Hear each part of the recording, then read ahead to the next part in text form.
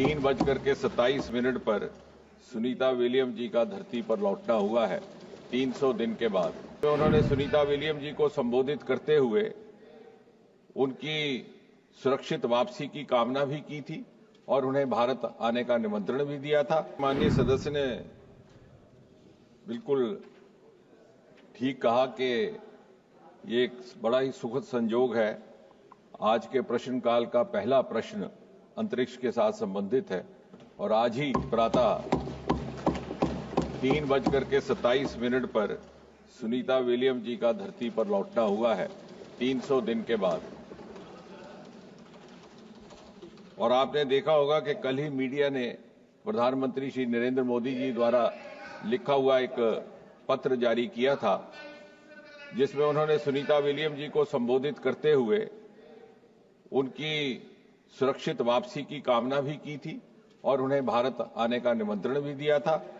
इससे पहले उनका भारत आना जब सन 2007 में हुआ था तो उस समय भी उन्हें प्रधानमंत्री जी से भेंट करने का अवसर रहा जब वो गुजरात के मुख्यमंत्री थे।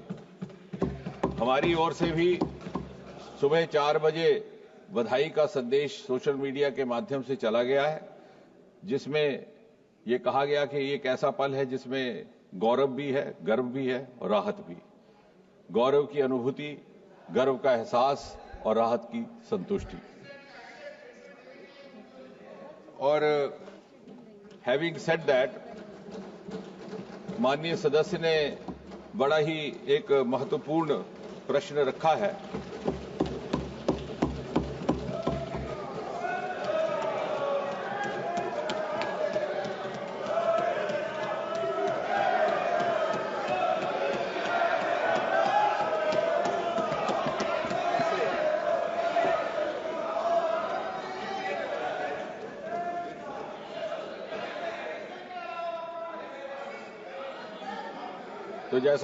तो जैसा मैं कह रहा था कि कल ही मीडिया ने प्रधानमंत्री जी द्वारा लिखा हुआ वो पत्र जारी किया, जिसमें सुनीता जी की सुरक्षित वापसी की कामना भी थी और उनको भारत आने का निमंत्रण भी। और आज जब उनका सुबह 3:27 पर लौटना हुआ है तो हम सब के लिए वो गर्व का पल भी था, गौरव का भी और राहत का भी। हैविंग सेड दैट, माननीय सदस्य ने एक बड़ा ही महत्वपूर्ण प्रश्न किया है जो कि भारत के आने वाले समय के अंतरिक्ष की मिशंस के साथ भी संबंधित है और उसकी जानकारी साझा करना हम सब के लिए महत्वपूर्ण भी है। चंद्रयान 4 जिसको लेकर के सदस्य ने बात रखी है कि उसका क्या महत्व रहेगा, उसका क्या उद्देश्य और लक्ष्य रहेगा। मूलतः तो वो सैंपल ले जाने के लिए है, लेकिन वो सारी वो प्रक्रियाएं अंजाम देगा, वो सारी एक्सरसाइजेस जो आने वाली हमारी मिशंस के लिए अनिवार्य रहेंगी। और जिस प्रकार सुनीता विलियम को लाने के लिए डॉकिंग और अनडॉकिंग के प्रोसेसेस का इस्तेमाल किया गया, वो हमारे लिए भी आने वाले समय में अनिवार्य रहेगा, क्योंकि भारत की भी योजना है कि हमारा एक अपना अंतरिक्ष स्टेशन हो जिसका हम नाम भारत अंतरिक्ष स्टेशन रखें। और यदि सब कुछ योजना अनुसार चलता रहा तो सन 2040 को एक भारतीय मूल का व्यक्ति चांद पर धरती पर उतारने की भी योजना है। अब चंद्रयान एक पहला ऐसा हमारा मिशन रहेगा जो 2 लॉन्च व्हीकल्स से छोड़ा जाएगा।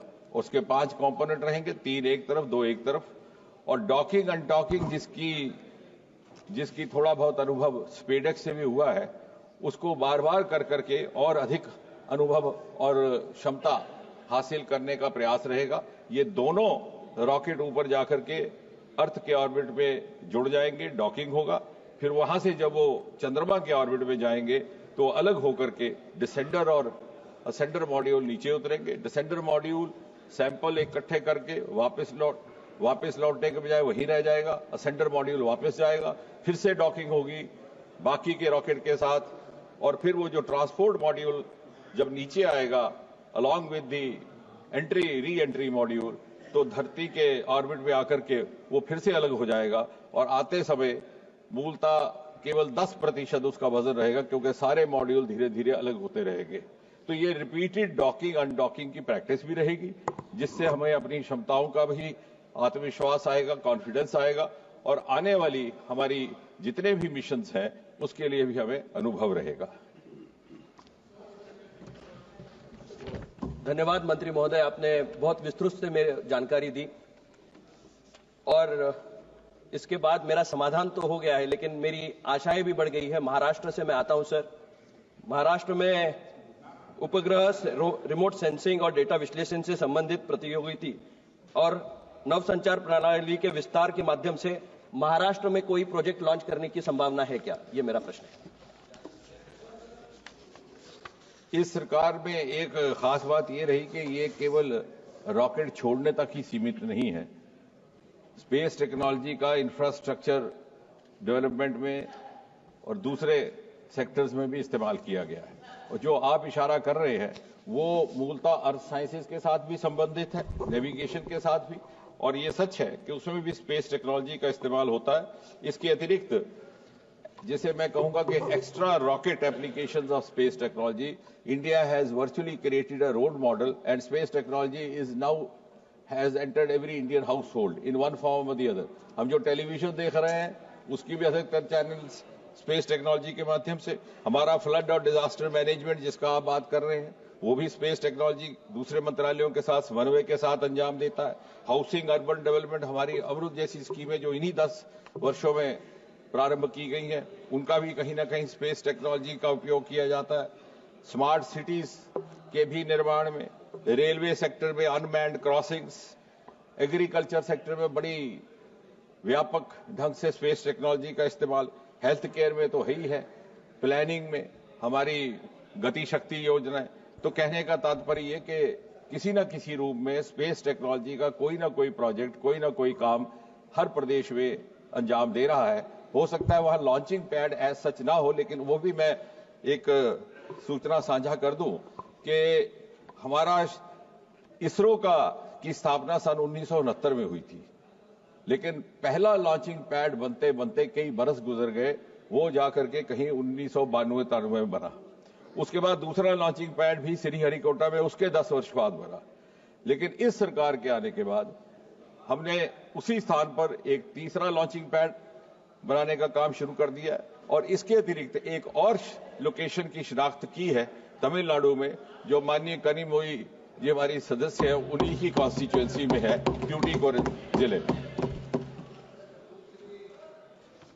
Are Sudha. Thank you, Speaker Sir. Why the 4 astronauts elected chosen for India's ambitious human spaceflight mission Gaganyaan are kept away from public eye and show only once on February 27th, 2024, while other nations are allowing their astronauts to inspire their children and aspirants by narrating their experiences. Why this India keeping the chosen for 4 behind the wall? Why is India keeping the chosen our behind the wall? What is the latest update on Gaganyaan mission? Thank you, sir. Speaker, sir, the honourable member has asked a question which must be bothering quite a few other citizens as well. And she is absolutely right. For the first time, 4 astronauts were identified who would possibly be part of the human mission. And one of them would also accompany the American astronauts and the other astronauts on their journey to the International Space Station. Their names have been notified, of course, for obvious reasons. The Honorable Prime Minister had the opportunity of meeting them also over there. Group Captain Naik, Group Captain Anand, Group Captain Angat, and Group Captain Shukla, who was earlier a wing commander. Now, Honorable Member is right that they have been kept out of the public glare for the reason that they were undergoing some acclimatization processes, some exercises, some training programs, and it was a view that giving them too much of exposure to the media and public might cause a distraction, which may not be in the compatible interest of all. And therefore, it appears to be so. At the same time, she is right. Why one of the names has come out forthwith? That is because of these 4, one had to accompany the mission to the International Space Station along with the astronauts from the other countries. And the chosen one was Wing Commander Shukla, who is now Group Captain Shukla, and that's how his name came to be little more widely known. And since he had the advantage of being the youngest also among them.